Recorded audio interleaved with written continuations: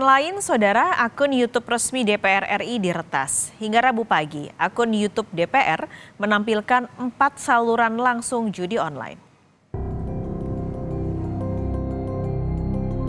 Hingga pukul setengah 10 pagi, 4 tayangan judi online masih nampak disiarkan langsung melalui kanal YouTube DPR RI.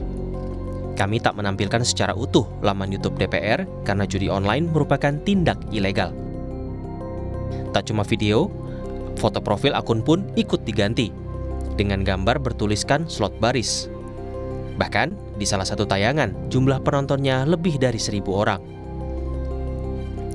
Soal peretasan ini dibenarkan Sekjen DPR RI Indra Iskandar. Proses recovery atau pengembalian akun pun tengah diupayakan. Memang benar dari penelusuran kami sekitar pukul 5.30 akun YouTube DPR dihack oleh orang yang tidak bertanggung jawab, dan ini sudah menjadi perhatian kami. Saat ini kami masih berkomunikasi di samping dengan Google Indonesia juga dengan Google Amerika untuk memastikan penyebab kenapa akun YouTube DPR ini bisa ditembus oleh hacker.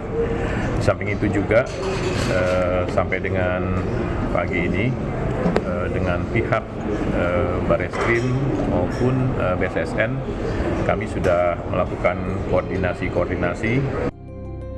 Sementara itu, tim teknologi informasi dari internal Sekjen DPR RI juga tengah memproses pengembalian akun secara manual. Tim Liputan, Kompas TV.